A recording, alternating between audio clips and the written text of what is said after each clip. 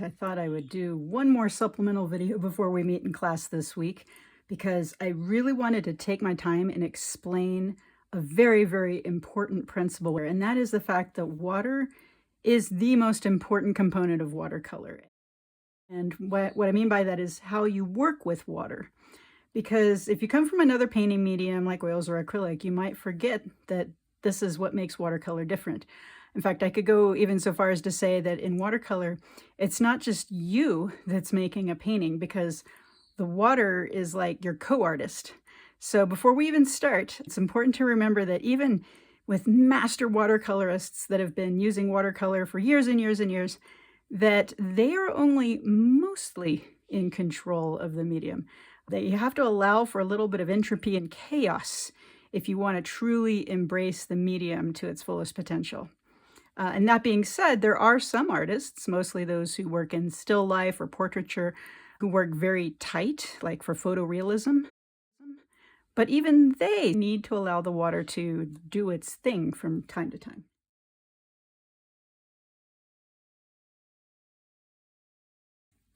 So what do I mean by working with water? Well, just like any relationship, there's a lot of give and take. First and foremost, you need to understand how water likes to move. And if you've ever taken a physics or chemistry class, there's several general rules or laws that describe our understanding of how the universe works, like an object in motion tends to stay in motion, or energy can either be created or destroyed. And in watercolor, we must always remember the following. Water tends to move from wet to dry. In other words, it moves from wetter areas or higher concentration of liquid to drier areas or lower concentration of liquid. So let's take a look at this. So in our set that we've already set up in the other video, I'm going to take my brush and I'm going to use the phthalo blue here. I believe it's called cerulean blue hue in the marketing name, but I made a sheet so you'll know exactly which paints are which. You can take a screenshot of that if you don't have the worksheet. So, get a nice creamy consistency to this paint. And I'm going to make a little square to demonstrate what I mean about moving from wet areas to dry.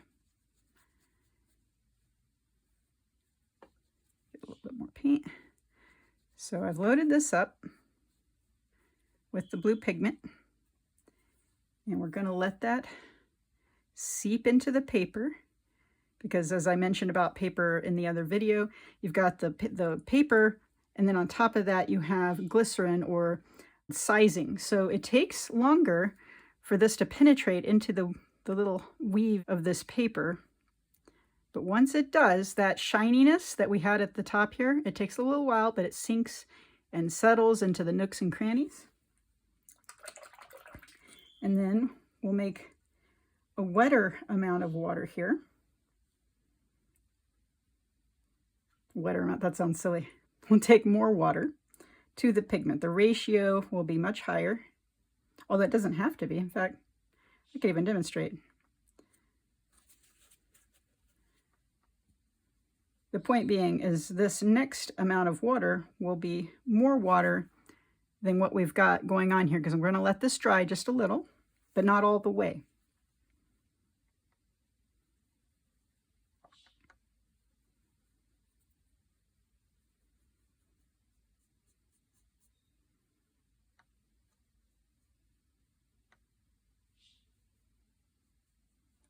Okay, I'll let that sink in just a little bit longer.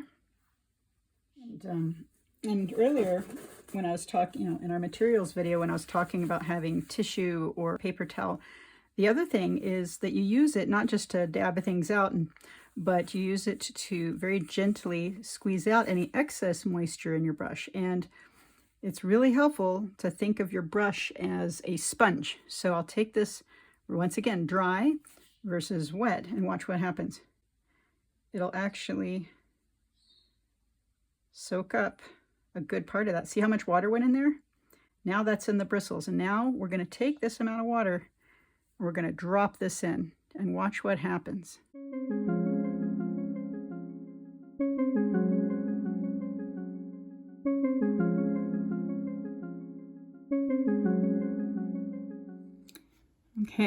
so now that this is dry, take a look at this. Do you see all these really fantastic fractally patterns?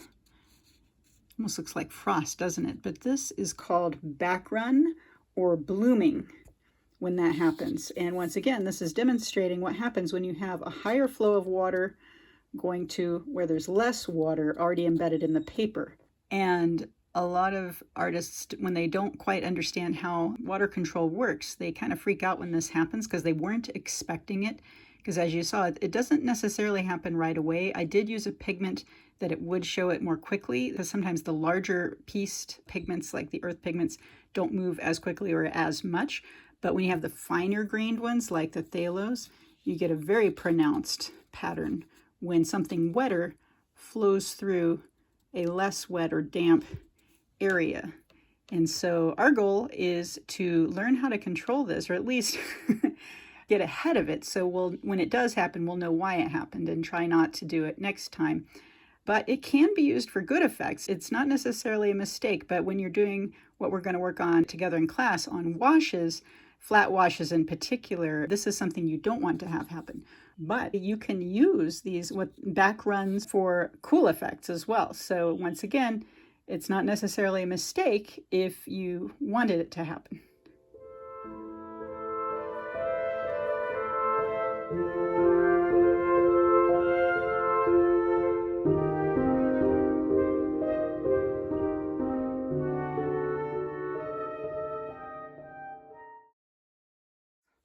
So now I'm going to show you the opposite, where we will take the same pigment,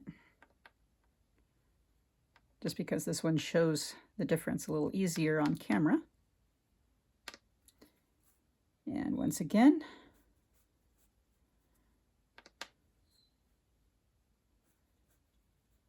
put that on there. So let's say, you're painting along and you're painting on an angle like I am here, and you're trying to do a flat wash, which we'll talk about later, but let's say that because it's on an angle over time, see how it's starting to pool in a bead at the bottom? And sometimes you want that bead, but what if you don't? Because if this dries as is the way it is now, you're going to have this dark edge. So what you do is, once again, this is more water, and then when I dry out this brush, very gently squeezing it till it's dry, or even get a dry brush, but let's just pretend we only have this one brush, and that's the only brush we have. And now it's fairly dry. Just like a sponge, if this is wet and this is dry, and you go like this, watch, it'll drink it right up. See that? It's all in here now. It's a very useful thing to do.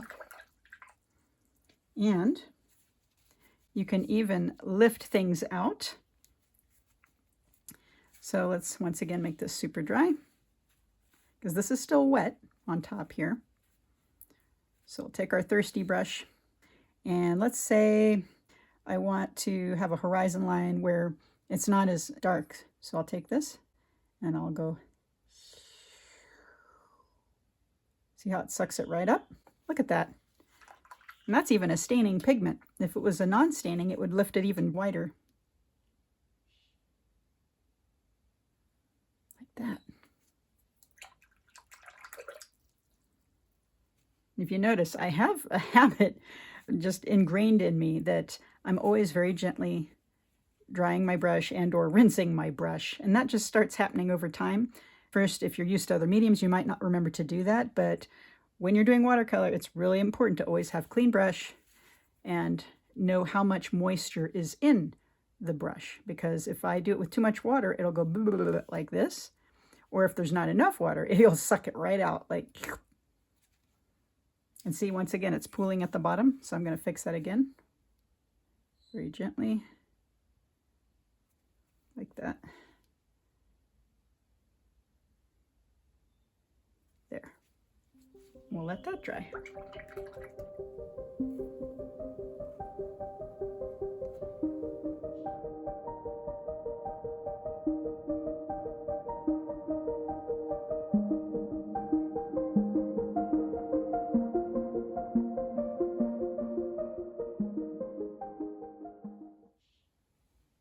And we can do all kinds of fun things with this. So while you're just learning, try doing this where you'll make up some paint. And that's the thing, try not to just use it neat from here. Try to add a little bit of water, but not too much water, then you get washed out. But make a good amount, like that, like a medium amount. Then let's make a nice big square of just water. I don't know if you can see that, but I'm going from here, here, to here, to here, right?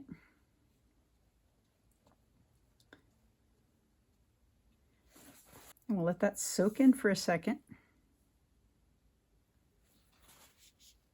And then we'll take this and go across.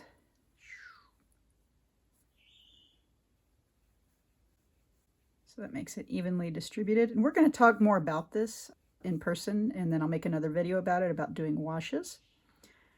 So we got that. We'll let that soak in.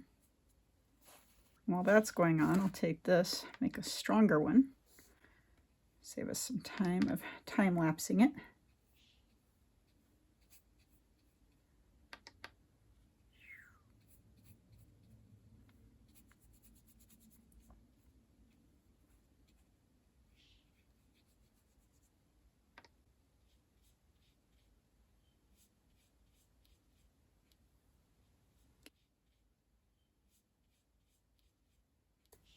This line out at the bottom.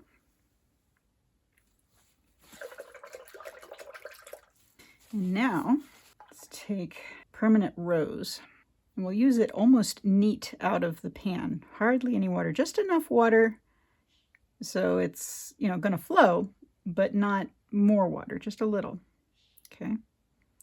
What we'll do is we'll let this go for just a little bit longer. And we're just going to touch a teensy, like barely touching this, and watch what it does.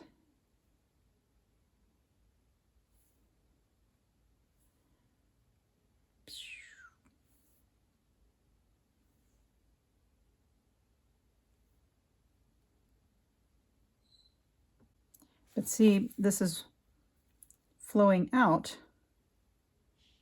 because this is soaked in, and this is like this. So we got this kind of equilibrium going on. But if I get it more wet, let's make it purple, because these two colors, by the way, make a really nice purple. And I make it more wet once again.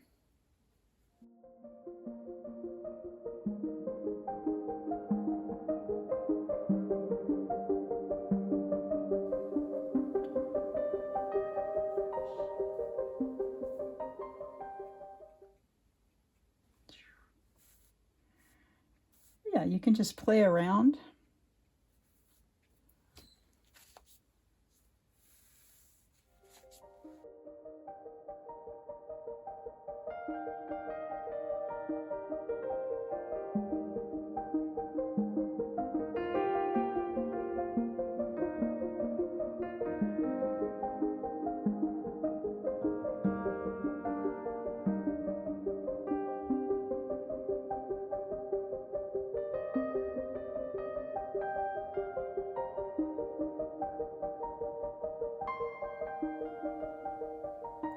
See, in this part that's dry, because this is still wet over here, it hardly moves at all. Check it out. It goes.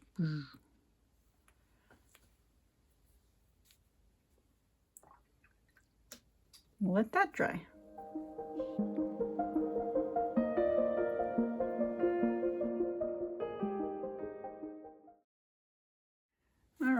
And as you can see, it's still drying a little bit. And since I'm pressed for time, I'm going to do some mark making. We're going to go a little bit more depth into this later on. For right now, since we're still in play mode, thought I'd take some of the sap green here. I'll clean that out. Lovely green.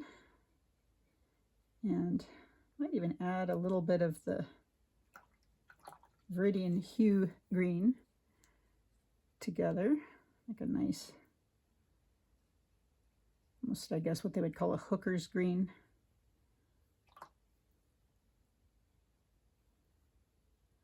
Like that. And if you're really feeling brave, you can mix a green by taking the lemon yellow hue, which is a little on the cooler side. Put that there. And we'll talk about mixing later as well. This is just a fun thing we're doing. And then you can mix the cool blue, which would be that cerulean hue, together. And that'll make a really vivid green as well. More yellow.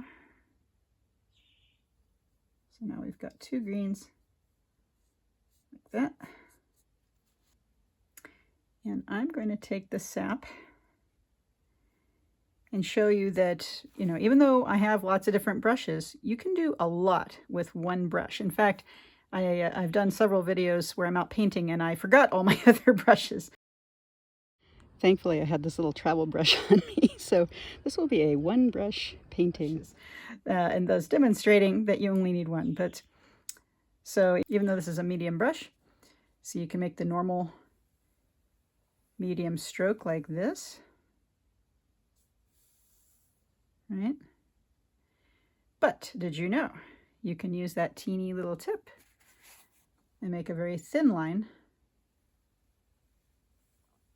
like that? Or you can take it like this and use the side of the brush and drag it across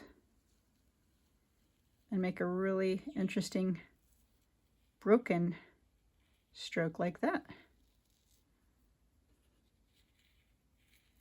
Go back and forth a little bit. And another thing you can practice just on your own for fun, and we'll do this a little bit more serious when we're studying just mark making in general, but you can take your green and start, let's get a little bit more water, really nice and fat, and then you can lift until it gets thinner and thinner, making it a little darker so you can see it. And then you lift it lighter and lighter and lighter, like that. And that has a lot of uses. I use it especially when I'm making trees, because if you look at trees, a lot of the times they'll start here and then get thinner as they go up on the branches, like that. You can make a pine tree. Go back into the browns. Okay, so now we got a brown, and we'll go do the same thing. Start here, then work our way up. Skinny, skinny. And then you can show the different branches coming off of it.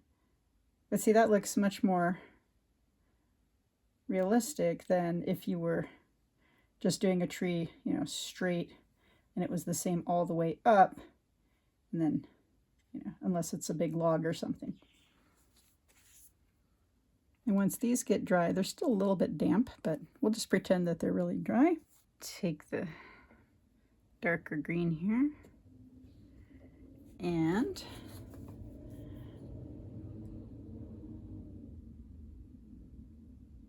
very tiny marks.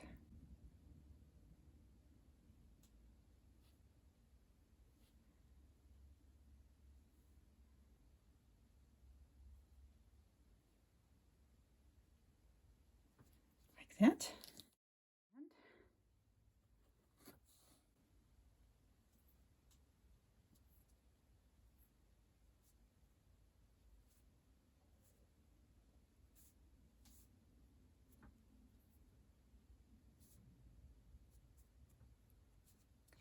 Same thing over here.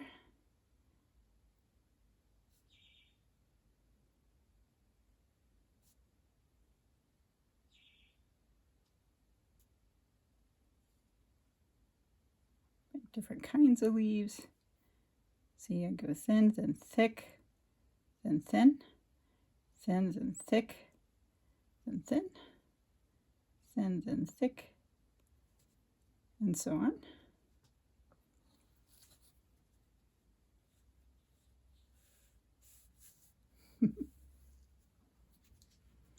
Yeah, it's just playing.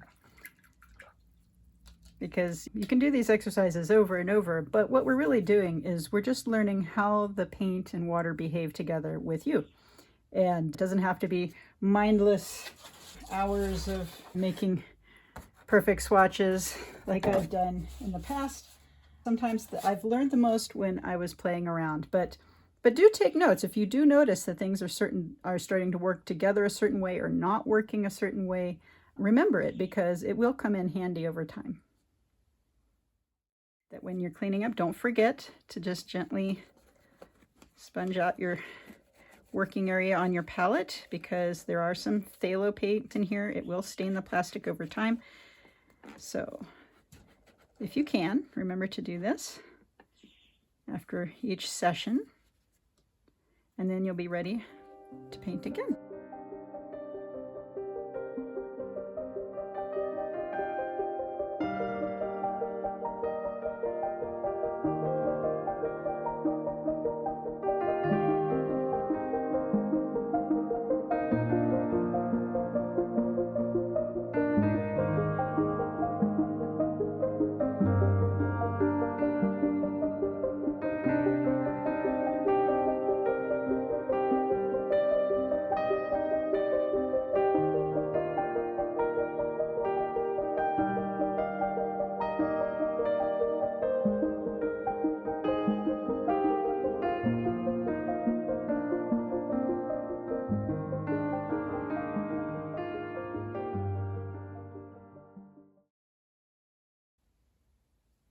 All right, thanks so much, and I look forward to seeing you again soon.